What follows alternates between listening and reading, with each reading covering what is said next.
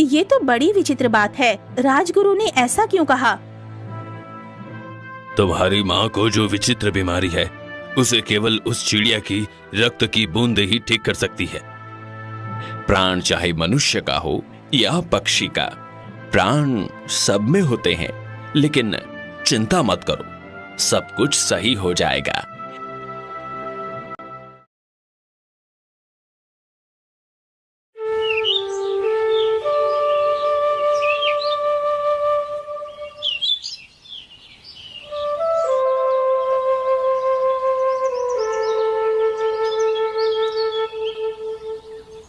राजकुमार आदित्य घने जंगल में खड़ा हुआ एक सैनिक के साथ झाड़ियों की ओर देख रहा था।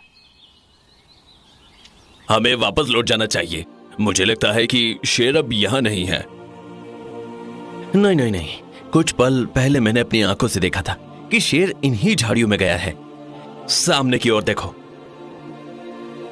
राजकुमार आदित्य, आपकी बहादुरी सच्ची है। बड़े से बड़ा वीर भी घबरा जाता है, तो फिर शेर की क्या औकात है। तभी वहां पर एक घुड़सवार आ पहुंचा।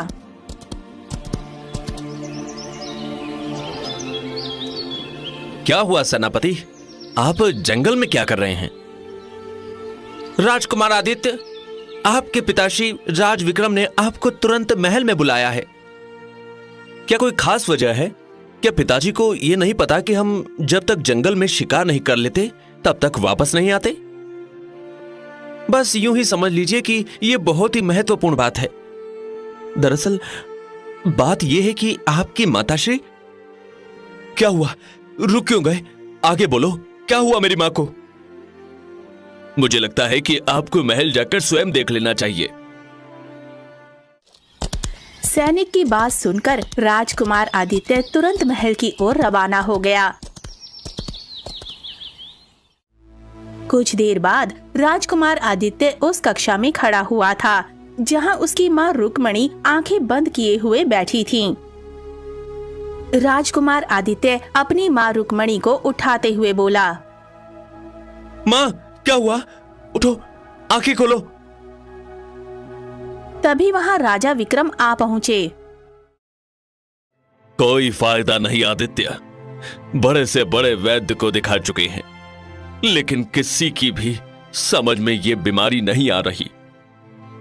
ऐसा कब से हुआ? जब मैं जंगल में शिकार पर गया था तब तो मां बिल्कुल स्वस्थ थी। तुम्हारे जाने के अगले दिन की बात है। रुक्मणी अचानक बेहोश होकर गिर पड़ी और तब से होश में नहीं आई। अगर ऐसी बात थी तो आपको मुझे तुरंत जंगल से बुलवाना चाहिए था। हमें नहीं लगा था कि मामला इतना गंभीर हो जाएगा। हमें लगा था कि रुक्मणी को कमजोरी के कारण चक्कर आ गए होंगे। तो क्या हमारे राज्य में कोई भी ऐसा वैद्य नहीं है जो मेरी मां को होश में ला सके? राजा विक्रम पास आकर बोले, विश्वास करो, राज्य का सबसे बड़ा वैद्य भी हार मान चुका है। तुम्हारी मां को बचाने का केवल एक ही उपाय है और वो केवल राजगुरु जानते हैं। मैं चाहता हूं कि तुम मेरे साथ राजगुरु के कक्ष में चलो। राजकुमार आदित्य अपने पिता राजा विक्रम के साथ तुरंत राजगुरु के कक्ष में चला गया। राजगुरु ने राजकुमार आदित्य की ओर देखकर कहा, मुझे तुम्हारा ही बड़ी बेसब्री से इंतजार था आदित्य। तुम्हारी मां को केवल तुम ही बचा सकते हो। आदेश दीजिए राजगुरु, मैं अपनी मां को बचाने के लिए अपने प्राण त्यागने को भी तैयार हूं। क्या तुमने कनिष्ठ जंगल का नाम सुना है? हाँ, सुना है।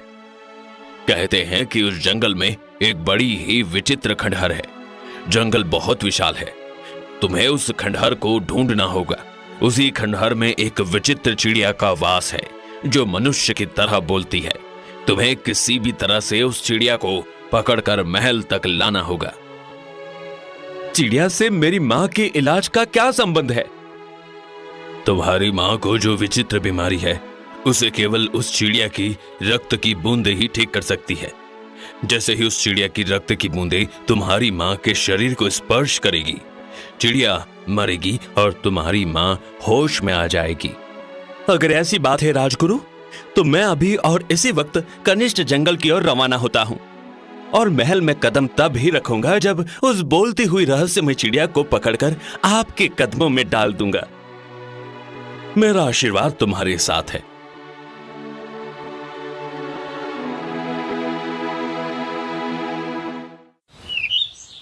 राजकुमार आदित्य तुरंत महल से बाहर निकल गया और अपने घोड़े पर बैठकर कनिष्क जंगल की ओर रवाना हो गया।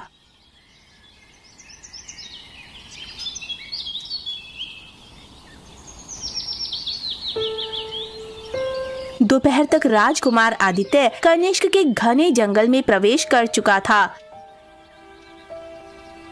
जंगल बेहद घना और खतरनाक था। वहाँ चारों ओर घने पेड़, काटने वाली झाड़ियाँ और अंधेरे की छाया थी।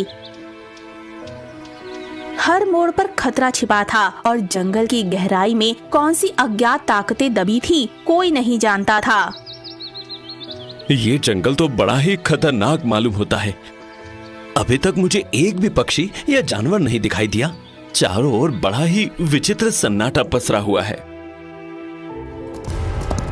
उसका घोड़ा अचानक दौड़ते हुए नियंत्रण से बाहर हो गया और राजकुमार आदित्य घोड़े से गिर पड़ा।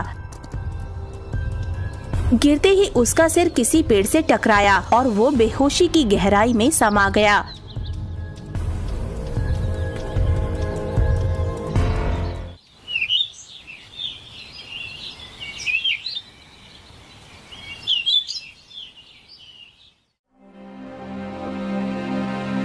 कुछ समय बाद राजकुमार आदित्य की आंख खुली तो वो खुद को एक कमरे में पाता है। वहाँ एक सुंदर लड़की उसके माथे पर पट्टी बांध रही थी। तुम कौन हो? मेरा नाम रूप सुंदरी है। मैं एक अनाथ लड़की हूँ। जंगल में जड़ी बूटियाँ काटने जाती हूँ।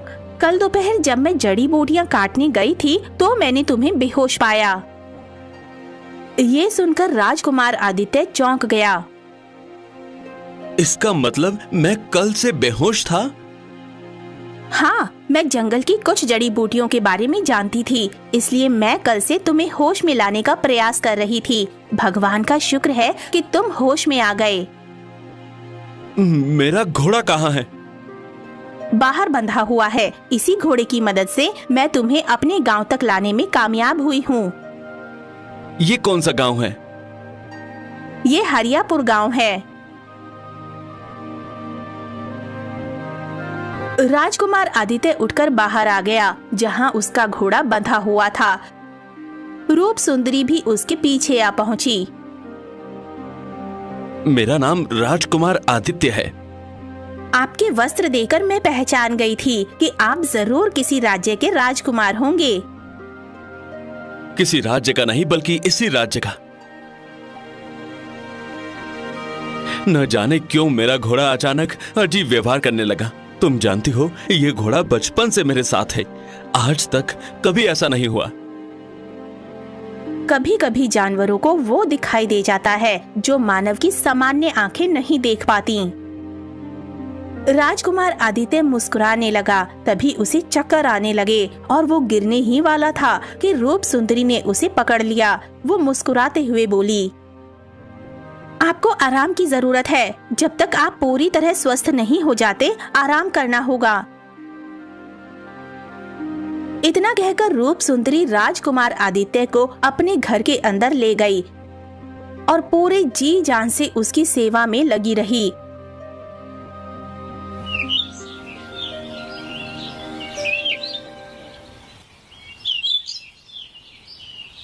कुछ ही दिनों में राजकुमार आदित्य स्वस्थ हो गया। तुम्हारी वजह से मैं स्वस्थ हुआ हूँ। वैसे तो मुझे कोई अधिकार नहीं, लेकिन क्या मैं पूछ सकती हूँ कि तुम जंगल की गहराई में क्या कर रहे थे? क्योंकि कनिष्क जंगल में बहुत अधिक खतरा होता है। अगर कोई और होता तो मैं कभी नहीं बताता, लेकिन तुमने मेरी सेवा की है, मैं सच बताऊंगा।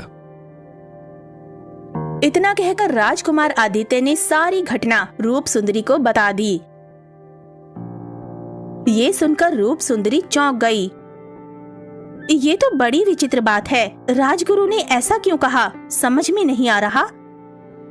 क्योंकि हमारे पूरे हरियापुर गांव में वो रहस्यमय चिड़िया लोगों की मदद करती है। कैसी मदद? वो भूल भुलैया में रास्ता बताती है। कई लोगों ने दावा किया है कि उन्हें रहस्यमय चिड़िया की वजह से जंगल से निकलने में मदद मिली। वो मनुष्य की तरह बोलती है, लेकिन वो कौन है कोई नहीं जानता। ये सुनकर राजकुमार आदित्य चौंक पड़ा। फिर तो वो रहस्यमय चिड़िया बहुत अच्छा काम करती है। अगर मेरी माँ की जिंदगी का सवाल न होता तो मैं उसे कभी पकड़ने की कोशिश नहीं करता, लेकिन मैं अपनी माँ से प्रेम करता हूँ, इसलिए उसे पकड़ कर लाना होगा। बिना उसे पकड़े मैं महल वापस नहीं जाऊंगा।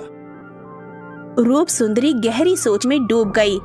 कुछ देर बाद वो बोली, मैं एक साधु महाराज को जानती हूँ। मुझे लगता है कि तुम्हें उनसे मिलना चाहिए, उसके बाद ही कोई फैसला लेना सही रहेगा। राजकुमार आदित्य मुस्कुराया। ठीक है, चलो मुझे साधु महाराज के पास ले चलो।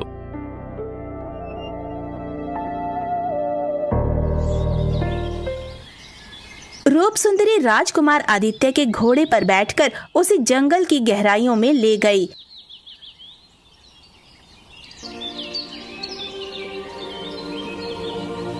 वो एक तालाब के किनारे एक वृक्ष के नीचे पहुंचे, जहां एक साधु आंखें बंद करके बैठे हुए थे। राजकुमार आदित्य और रूप सुंदरी घोड़े से उतरकर साधु महाराज के पास पहुंचे। साधु अपनी आंखें खोलकर राजकुमार आदित्य को बड़े ही विचित्र नजरों से देखते हुए बोला, आखिरकार नियति को तुम्हें यहां तक खींच कर लाना ही था। मैं आपकी बात का मतलब नहीं समझ पाया साधु महाराज। कभी कभी जो हम समझते हैं वो हमारी सोच से उल्टा होता है।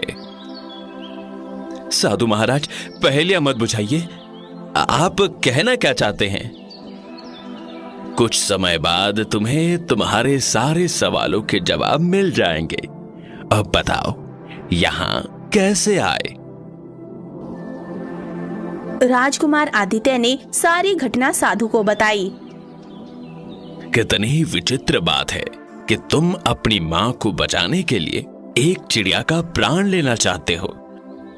वो चिड़िया जो दूसरों की मदद करती है। प्राण चाहे मनुष्य का हो या पक्षी का, प्राण सब में होते हैं, लेकिन चिंता मत करो, सब कुछ सही हो जाएगा। एक बात बताओ, अगर तुम्हारी मां बिना उस चिड़िया के बलिदान के बगैर ठीक हो जाती तो क्या तब भी तुम उसे मारना चाहते? नहीं, बिल्कुल नहीं। साधु महाराज ने रहस्यमय मुस्कान के साथ इशारा किया। यहां से सीधे जाओ, वहां तुम्हें एक खंडहर मिलेगा। वो चिड़िया वर्षों से उसी खंडहर में रहती है।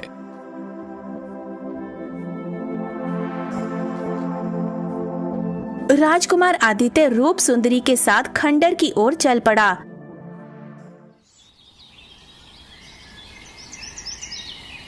कुछ देर की खोज के बाद उसे एक खंडहर दिखा। वो इधर उधर देखने लगा कि तभी अचानक एक चिड़िया उसके सामने आकर बैठ गई। तो आखिरकार तुम आ ही गए, मैं तुम्हारा ही इंतजार कर रही थी। क्या तुम मुझे जानती हो जो मेरा इंतजार कर रही थी? अभी तुम्हारे सवालों का जवाब देने का समय नहीं आया। बताओ किस काम से आए हो? मुझे अपनी माँ को बचाने के लिए तुम्हारे बलिदान की जरूरत है। चिड़िया तुरंत राजकुमार के कंधे पर बैठ गई। अगर किसी की जान बचानी हो तो मैं बलिदान देने को हमेशा तैयार रहती हूँ। आखिर तुम्हारा क्या रहस्य है? तुम मनुष्य की तरह क्यों बात करती हो? इसका संबंध भी तुमसे जुड़ा है। ये सुनकर राजकुमार आदित्य चौंक गया और बोला, मैं तुम्हारी बात का मतलब नहीं समझा। अगर मैं तुम्हें कुछ बताऊं तो क्या तुम मेरी बात पर विश्वास करोगे? क्या क्या बताना चाहती हो तुम? रहस्यमय चिड़िया राजकुमार आदित्य के कानों के करीब आई और आहिस्ता से कुछ कहा। ये सुनकर राजकुमार आदित्य पूरी तरह से चौंक पड़ा। नामुमकिन, ऐसा नहीं हो सकता। मैं जो कह रही हूँ वो सच कह रही हूँ। अगर तुम्हें विश्वास नहीं होता तो चलो साधु महाराज के पास, वे तुम्हें सब कुछ स्पष्ट कर देंगे। आखिर इस चिड़िया ने तुम्हारे कान में क्या कहा? ये जो कह रही है वो विश्वास की योग्य नहीं है। राजकुमार आदित्य गहरी सोच में डूब गया और फिर बोला, ठीक है।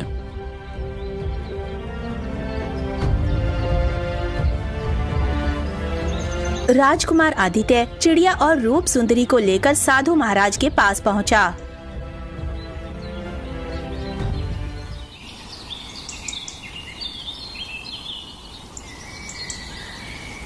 राजकुमार के चेहरे की गंभीरता देखकर साधु बोले,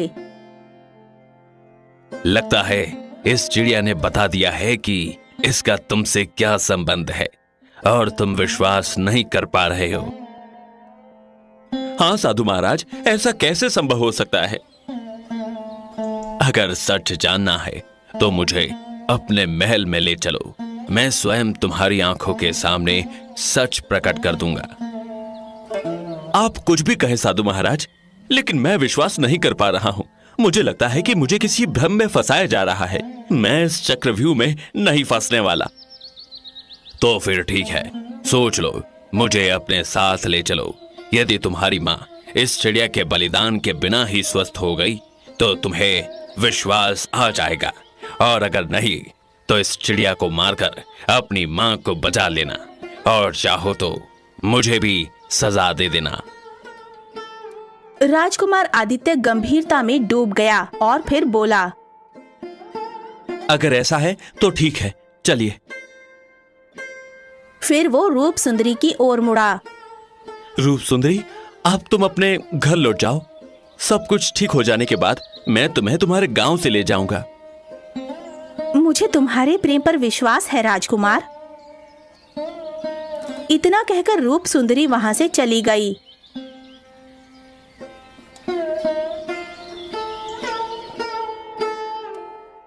राजकुमार आदित्य चिड़िया और साधु को लेकर राजमहल की ओर रवाना हो गया।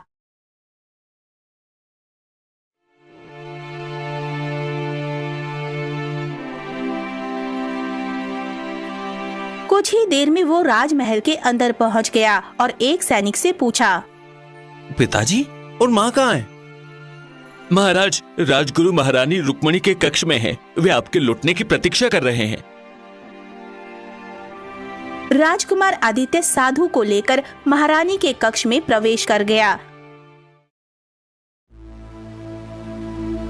साधु को राजकुमार आदित्य के कंधे पर चिड़िया की साथ देखकर राजा विक्रम और राजगुरु मुस्कुरा उठे और बोले, तुमने वो कर दिखाया जिसकी हमने उम्मीद की थी।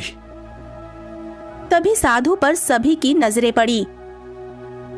राजगुरु और राजा विक्रम दोनों चौंक उठे। ये साधु हमारे महल में क्या कर रहा है? ये यहाँ क्यों आया है? साधु रहस्यमय मुस्कान के साथ बोला, मुझे देखकर घबरा क्यों गए? बरसों पहले मुझ में तुमसे लड़ने की शक्ति नहीं थी, इसलिए चुप रहा।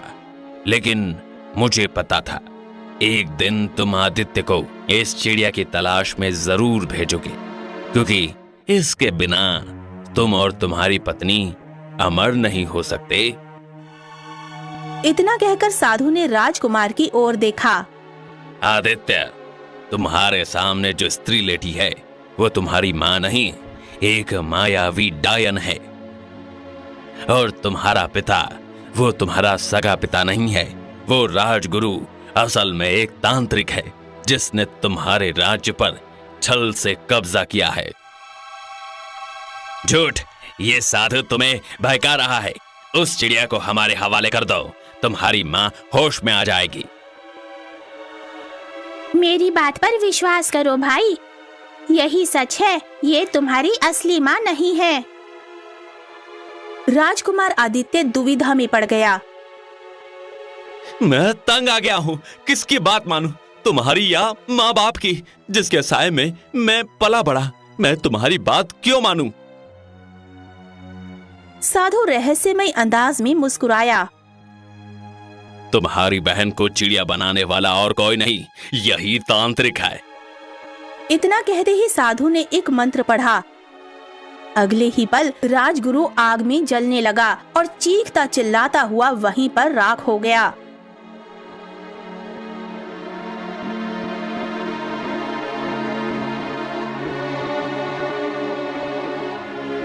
उसी पल चिड़िया एक रंग बिरंगी रोशनी में चमक उठी और एक सुंदर स्त्री में परिवर्तित हो गई। मैं तुम्हारी बहन चंद्रलेखा हूँ। मेरे भाई आदित्य, ये दोनों कभी राजा रानी नहीं थे, ये हमारे नौकर थे। राजा विक्रम कांपता हुआ रुक्मणी की ओर झुका। रुक्मणी उठो, अब नाटक का कोई फायदा नहीं, भाग चलो। साधु किसी दिव्य शक्ति के साथ लौटा है। रुक्मणी ने तुरंत आंखें खोल दी और उठकर बैठ गई। देखा भाई, ये बीमार नहीं थी, ये सब नाटक था। ये दोनों तुम्हारे ही हाथों अपनी बहन की बलि दिलवाकर अमर होना चाहते थे। साधु की आंखों से प्रकाश की रंग बिरंगी लहरें निकलीं और विक्रम व रुक्मणी देखते देखते जलकर राख हो गए। आदित्य स्तब्ध रह गया। राजकुमार आदित्य की समझ में अभी भी कुछ स्पष्ट नहीं हो रहा था। तभी साधु उसकी ओर गंभीरता से देखकर बोला, अब मेरी बात ध्यान से सुनो आदित्य। बरसों पहले मैं ही इस महल का राजगुरु हुआ करता था। उस समय विक्रम और रुक्मणी तुम्हारे पिता राजा भैरव के सेवक थे। एक दिन राजा भैरव की मृत्यु सर्पदंश से हो गई। तब तुम मात्र 2 वर्ष के थी, लेकिन तुम्हारी बहन चंद्रलेखा जवान हो चुकी थी। राजा भैरव की मृत्यु के बाद मैंने चंद्रलेखा को राज्य की उत्तराधिकारी घोषित कर दिया। यह बात विक्रम और रुक्मणी को बिल्कुल रास नहीं आई। वे दोनों राक्षसी तांत्रिक शक्तियों को प्रसन्न करने के लिए घोर साधनाएं करने लगे। एक दिन चंद्रलेखा ने स्वयं उन्हें रंगे हाथों पकड़ लिया। रुक्मणी कह रही थी, जब तक एक भाई अपनी बहन की बलि न दे और उसका रक्त मुझे न पिलाए, तब तक मैं अमर नहीं बन सकता, और जब मैं अमर बन जाऊंगा तो तुम्हें भी अमरता दे दूंगा। जब उन्होंने मुझे ये सुनते देख लिया तो तांत्रिक ने तुरंत चंद्रलेखा पर जादू करके उसे एक चिड़िया में बदल दिया। मैं किसी तरह उसे बचाकर कनिष्क जंगल की ओर भाग गया। वो जंगल इतना पवित्र था कि रुक्मणी और विक्रम जैसी तांत्रिक शक्तियां वहां प्रवेश नहीं कर सकती थी। तब से मैंने सिद्धि प्राप्त करने का संकल्प लिया। मुझे पता था कि एक दिन वे आदित्य को चिड़िया की खोज में जरूर भेजेंगे। साधु की बात सुनकर राजकुमार आदित्य की आंखों में आंसू आ गए। मुझे क्षमा करो बहन, मैं अब तक झूठ में ही जी रहा था। उन्हें माँ बाप समझता रहा और तुम्हें एक रहस्यमय चिड़िया। चंद्रलेखा ने अपने भाई को गले से लगा लिया।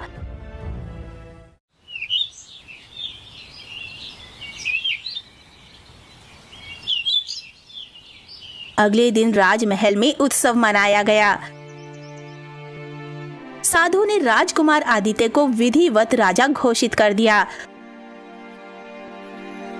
राजकुमार आदित्य ने रूप सुंदरी से विवाह किया और चंद्रलेखा को पुनः राज्य की राजकुमारी घोषित कर दिया। इसी प्रकार वर्षों पुराना रहस्य, जो एक रहस्यमय चिड़िया की चुप्पी में छिपा था, उजागर हो गया। एक बहन अपने भाई से फिर मिली और एक राज्य ने अपने सच्चे वारिस को पा लिया।